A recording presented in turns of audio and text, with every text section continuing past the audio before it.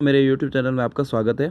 आज आपके लिए फिजिक्स का मोस्ट इम्पॉर्टेंट क्वेश्चन जो अभी तक पूछे गए हैं आपके लिए मैं लेकर आया हूं, जो कि अभी आने विगत वर्षों में पूछा गया था। ठीक है, जो कि ये क्वेश्चन आपका 2022 और 21 से रिलेटेड होगा।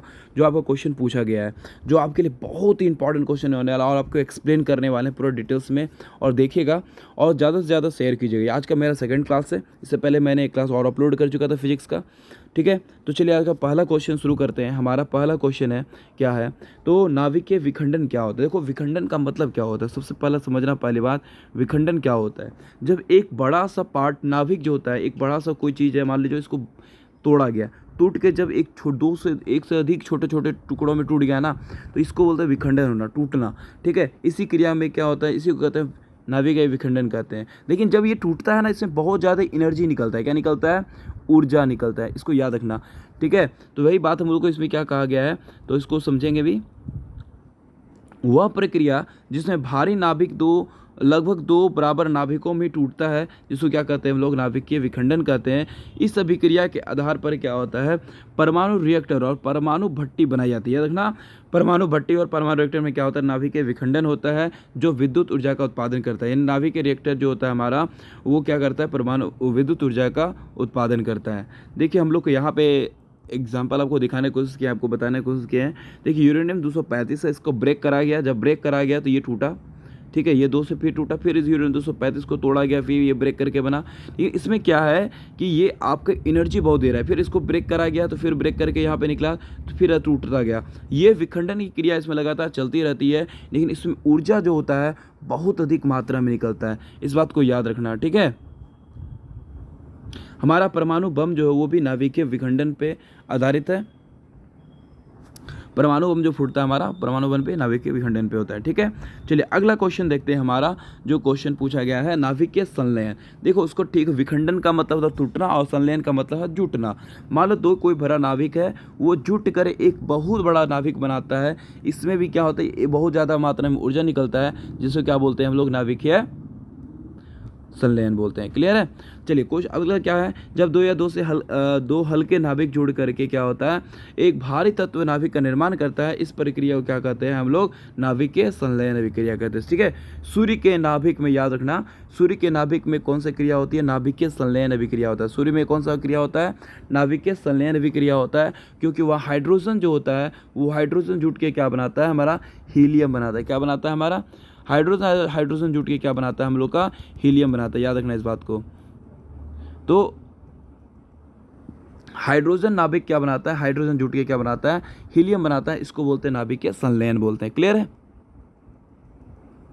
अब जैसे कि आपको यहाँ दिखाया गया फोटो में, तो याद रखना ये क्या है कि देखो, ये दोनों जुट करके, दो था एक जुटा यहाँ पे बना, इस तरह से क्या हो गया, नाभिकीय संलयन की अभिक्रियाएं होती है। ठीक है, अब आता है हमारा क्वेश्चन अगला, अवतल दर्पण का उपयोग। मोस्ट इंपॉर्टेंट क्वेश्चन है, इसको याद रखने लगा लेना, इसको नोट करते हुए जाना। ठीक है, तो अवतल दर्पण का उपयोग कहाँ किया जाता है, तो माइक्रोस्कोप में किया जाता है। याद रखना, वाहनों के हेडलाइट में किया जाता है, आगे वाले हेडलाइट में, सर्च लाइट में करते हैं, सौर कुकर में करते हैं, और सौर भट्टी में करते हैं, हजामती दर्पण के रूप में भी करते हैं। किस में करते हैं, ये दाढ़ी सेविंग करने वाला जो दर्पण होता है, मिरर होता है, उसमें भी किया जाता है। और हम लोग का रोगियों का आँख नाक जो होता है, हम लोग का अंदर देखने के लिए डॉक्टर के लोग क्या करता है, इसका प्रयोग करता है। इसको याद रखना है। ठीक है,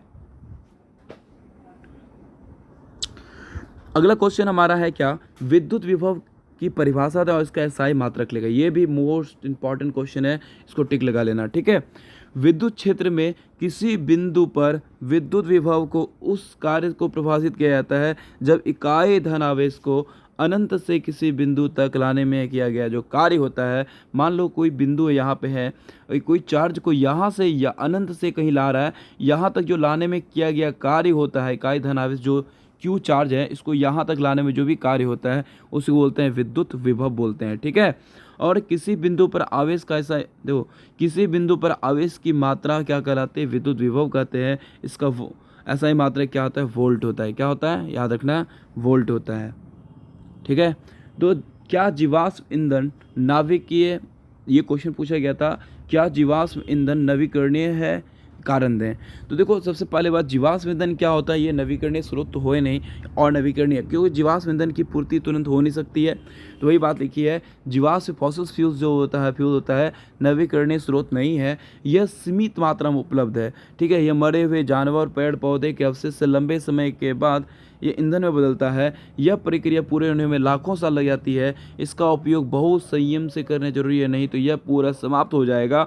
जैसे पेट्रोलियम उत्पादन, कोयला और जीवाश्म ईंधन का उदाहरण है। तो सीधा कर सकते हैं, सिंपल बात जानो इसमें हम क्या बताना चाहते हैं कि सर आप बता क्या रहे थे कि सिंपल बात जानो कि नवीकरणीय ऊर्जा स्रोत क्या होता है जिसकी पुनः पूर्ति हम लोग कर सकते हैं। ठीक है, और नवीकरणीय क्या होता है कि जो तुरंत नहीं हो सकता। जैसे हम लोग क्या बोलेंगे, पवन ऊर्जा, पवन ऊर्जा की पुनः पूर्ति की जाती है। पवन ऊर्जा क्या है, नवीकरणीय ऊर्जा स्रोत है, याद रखना।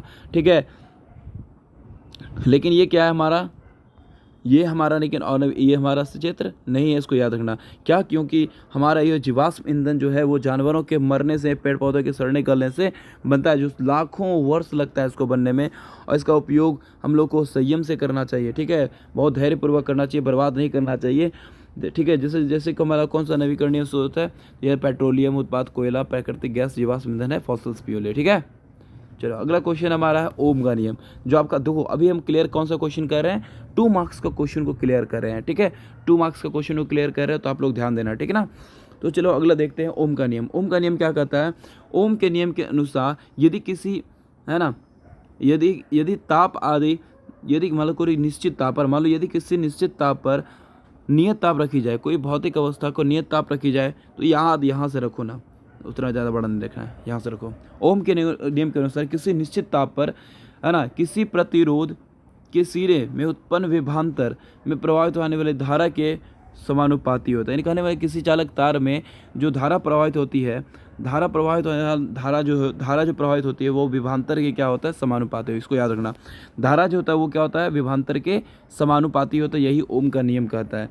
ठीक है, और ओम, ठीक है, याद रखना ओम क्या होता है, इसका देखो क्या होता है, याद रखना इसका प्रतिरोध, जहाँ आर क्या होता है प्रतिरोध है, और भी क्या है, भी समानुपाती आई, भी समानुपाती आई लिखा हुआ है, और भी बराबर क्या है हमारा आई आर है। ठीक है, भी बराबर क्या है हमारा आई आर होता है, भी बराबर क्या होता है आई आर होता है। कभी कभी विद्युत धारा बराबर पूछेगा तो विभवांतर बटे क्या हो जाता है, प्रतिरोध होता है। और प्रतिरोध बराबर भी अगर निकालने बोल दे तो याद रखना प्रतिरोध बराबर क्या हो जाएगा हमारा, प्रतिरोध बराबर होता है आर बराबर होता है हमारा भी बटे आई होता है। और ये प्रतिरोध का सही मात्रक क्या होता है, ओम होता है। क्या होता है, प्रतिरोध का सही मात्रक क्या होता है, याद रखना ओम होता है। ठीक है, हमारा अगला क्वेश्चन याद रखना, बहुत इंपॉर्टेंट क्वेश्चन ये भी है, तो हम इसको लॉन्ग क्वेश्चन की तरह ही डील किए हैं। ये 2 नंबर में पूछा गया था। पूछा जाता है दृष्ट धारा और प्रत्यावर्ती धारा में आपका क्या अंतर है। तो ठीक है, इधर दृष्ट धारा और ये प्रत्यावर्ती धारा है। तो प्रत्यावर्ती धारा का परिणाम जो है दिशा दोनों क्या होता है, जिसका परिणाम और दिशा दोनों होता है। लेकिन दृष्ट धारा में क्या होता है, सिर्फ ये देखो इसमें दिशा, परिणाम और दिशा बदलते रहता है। इसमें दिशा, इसका क्या होता है, डायरेक्शन बदलता है, परिणाम और दिशा दोनों समय के साथ क्या होता है, बदलता है। लेकिन दृष्ट धारा में क्या होता है, दिशा इसका कभी बदलता नहीं है, इसको याद रखना, डायरेक्शन इसका कभी बदलता नहीं है। प्रत्यावर्ती धारा में सिर्फ दोनों परिमाण और दिशा दोनों चेंजेबल होता है। ठीक है ना, इसको याद रखना है। ठीक है, तो अगला हम लोग देखते हैं क्या, अगला हम लोग का है प्रत्यावर्ती धारा को मापने वाले यंत्र धारा की उसमें प्रभाव पर आधारित होती है। किस पर आधारित होती है, उसमें प्रभाव पर आधारित होती है। दृष्ट धारा को मापने वाला यंत्र चुंबकीय प्रभाव पे, क्या रखना, दृष्ट धारा चुंबकीय प्रभाव, और अल्टरनेट करंट जिसको बोलते हैं प्रत्यावर्ती धारा, उसमें प्रभाव पे होती है। प्रत्यावर्ती धारा को मापने वाला यंत्र दृष्ट धारा को मापने वाला यंत्र नाप सकता है। ठीक है, दृष्ट धारा को मापने वाला प्रत्यावर्ती को नहीं नाप सकता है। यानी जो हमारा जो प्रत्यावर्ती धारा को मापने वाला जो यंत्र होता है वो दृष्ट धारा को माप सकता है, लेकिन दृष्ट धारा को मापने वाला यंत्र जो होता है प्रत्यावर्ती धारा को नहीं नाप सकता है। इसको याद रखना है। ठीक है, प्रत्यावर्ती धारा रासायनिक प्रभाव है ना, प्रत्यावर्ती धारा का रासायनिक प्रभाव पड़ता है। रासायनिक प्रभाव चुंबकीय प्रभाव नहीं दर्शाता, रासायनिक प्रभाव और चुंबकीय प्रभाव नहीं दर्शाता, जबकि दृष्ट धारा में चुंबकीय प्रभाव को देखो सबसे पहले बात जानो, इसमें केवल उसमें प्रभाव को दर्शाता है। यहाँ थोड़ा सा मिस्टेक हुआ है, इसको याद रखना, पीडीएफ बनाने में ये नहीं होगी। तो प्रत्यावर्ती धारा जो है रासायनिक प्रभाव को ठीक है, क्या होता है, रासायनिक प्रभाव को दर्शाता है। रासायनिक प्रभाव केवल उसमें प्रभाव को दर्शाता है, और दृष्ट धारा जो है तो चुंबकीय प्रभाव तथा उसमें प्रभाव दोनों को दर्शाता है। याद रखना, सभी को दर्शाने का काम करता है, इसको याद रखना। प्रतिवर्ती धारा का उपयोग विद्युत चुंबकीय क्षेत्र बनाने नहीं किया जाता, लेकिन दृष्ट धारा का उपयोग हम लोग जानते हैं विद्युत चुंबक बनाने में किया जाता है। प्रतिवर्ती धारा का उपयोग ट्रांसफार्मर में उपयोग में किया जाता है, दृष्ट धारा का उपयोग ट्रांसफार्मर में नहीं लाया जाता है। देखो दूसरी बात, इसमें अगर जो पॉइंट समझ में मान लो पूरा अच्छा समझ में नहीं आ रहा है ना, उसमें 2-3 पॉइंट इसको क्या करना, डील कर लोगे, अच्छे से लिख लोगे, ठीक है। तो ज़्यादा नहीं, 3 से 4 को आपका अंतर पता होना, 4 से 5 को अंतर पता होना चाहिए, आराम से आप लिख सकते हो, ठीक है। तो अगला हमारा क्वेश्चन, लास्ट क्वेश्चन आज का है, क्या सूर्योदय सूर्यास्त के समय हमारा जो लाल रंग दिखाई पड़ता है, क्यों, है ना। सूर्योदय या सूर्यास्त के समय जो हमारा रंग है, किसका रंग, सूर्य का रंग जो है लाल रंग दिखाई देता है, क्यों। याद रखना, सूर्योदय सूर्यास्त के समय सूर्य का रंग जो होता है वो पृथ्वी के भूमंडल से अधिक दूरी तय करता है, और जिसके कारण क्या होता है, सूर्य का प्रकाश प्रकीर्णन हो जाता है, जो कि लाल रंग का प्रकीर्णन बहुत कम होता है, इसीलिए हमें सूर्य का रंग कैसा दिखाई देता है, तो लाल रंग देता है। सूर्य तो लाल रंग का पूछता है किस रंग का प्रकीर्णन सबसे कम होता है, याद रखना लाल रंग का प्रकीर्णन सबसे कम होता है, और इसी कारण जो हमारा सूर्य और सूर्यास्त जो होता है उसमें सूर्य हमको कैसा दिखाई देता है, लाल रंग का दिखाई देता है, ठीक है। आज का 8 क्वेश्चन था, तो आपको लगभग 8 से 10 क्वेश्चन हर क्लास में आपको मिलेगा, तो ठीक है, ज़्यादा से ज़्यादा शेयर करो और इस चैनल को सपोर्ट करो, और आप कमेंट करो कि कैसा लग रहा है मेरा क्लास, आपको पसंद आ रही है, ज़रूर कमेंट करना। चलो मिलते हैं अगली क्लास में, तब तक के लिए जय हिंद।